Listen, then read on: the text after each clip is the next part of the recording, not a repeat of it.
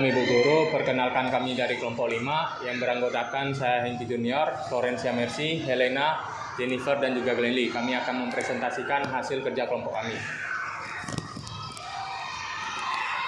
Pertama, saya akan menjelaskan pada bagian A, yaitu materi tari. Pemilihan pertunjukan karya tari harus disesuaikan dengan tujuan pertunjukan, jenis kegiatan, dan minat penonton agar pertunjukan lebih tepat dan menarik. Pemilihan karya tari juga harus tepat agar pesan yang ingin disampaikan dapat diterima dan dipahami oleh penonton. Dengan pemilihan karya tari yang sesuai, maka pertunjukan akan lebih berkesan kepada penonton. Contohnya saat acara perpisahan sekolah, biasanya lebih memilih tarian yang energik dan menghibur. Sedangkan pada acara adat atau budaya, biasanya lebih memilih tarian tradisional yang sesuai dengan tema pertunjukan. Kata penting pada bagian ini adalah materi tari, bentuk, dan kegiatan. Yang selanjutnya adalah pada bagian B, yaitu penari. Penari merupakan fokus utama dalam pertunjukan karena mereka menampilkan keindahan gerak dan ekspresi. Penari tidak hanya harus pandai menari, tetapi juga harus memiliki rasa percaya diri, kekompakan, serta mampu menghayati tarian. Penampilan dan juga penguasaan panggung sangat penting agar tarian lebih tersampaikan dan lebih berkesan kepada penonton.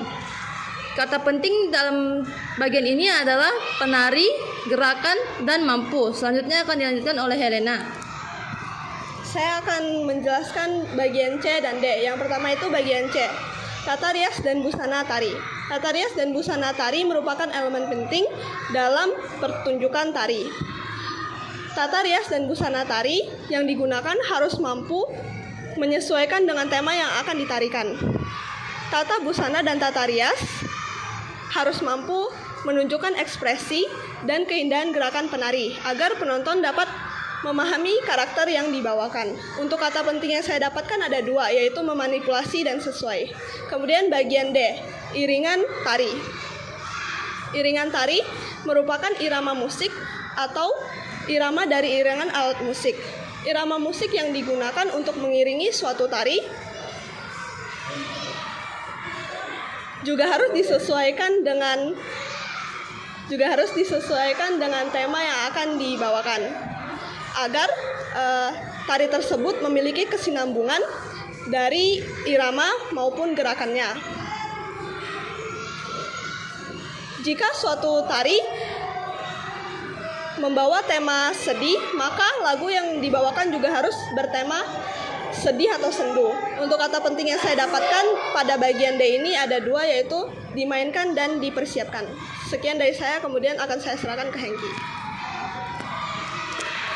Selanjutnya materi E, jadwal latihan. Kelancaran sebuah pertunjukan tari sangat ditentukan pada latihan yang dilakukan sebelumnya. Oleh karena itu, seluruh pihak yang terlibat dalam pertunjukan tari harus menyepakati jadwal latihan bersama, baik dilakukan bagian per bagian maupun keseluruhan. Kemudian disusun pula jadwal gladi kotor dan juga gladi bersih. Gladi kotor dilaksanakan maksimal 2 hari sebelum hari H pertunjukan untuk memastikan kesiapan materi. Kemudian gladi bersih dilakukan 1 hari sebelum hari H pertunjukan sebagai simulasi lengkap pertunjukan yang menyesuaikan tempat, alur acara, dan juga penggunaan kostum. Kata penting yang saya dapatkan yaitu latihan, gladi kotor, dan gladi bersih. Selanjutnya bagian F, penyusunan panitia. Selain penari dan juga pemusik, kepanitiaan juga memegang peranan yang vital dalam menyukseskan acara. Panitia memiliki tanggung jawab mengatur, mendukung seluruh proses, mulai dari tahap perencanaan hingga pelaksanaan pertunjukan. Selain daripada itu, panitia harus mempersiapkan beberapa hal seperti perizinan, dokumentasi, publikasi, pendanaan, dan kebutuhan lainnya. Oleh karena itu, panitia sebaiknya disusun sejak awal dengan mempertimbangkan kemampuan dan keahlian masing-masing anggota agar setiap tugas dapat berjalan dengan optimal. Sekian dari saya akan serahkan kepada Jennifer. Di sini saya akan menjelaskan materi G dan H. G adalah tempat atau gedung pertunjukan. Jadi pemilihan lokasi pementasan perlu disesuaikan dengan kebutuhan perlengkapan, biaya, ukuran tempat, posisi lokasi, dan fasilitas yang tersedia. Tari tradisional Indonesia dapat dipentaskan di berbagai tempat, seperti arena, pendopo, dan panggung tertutup.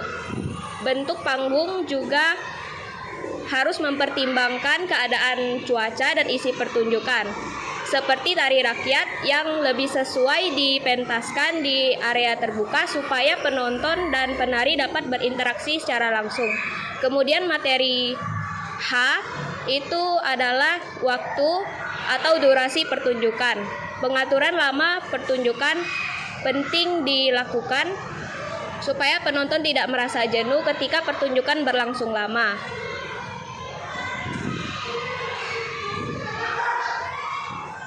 Kemudian kata penting yang saya ambil dari materi G adalah mempertimbangkan dan penyesuaian.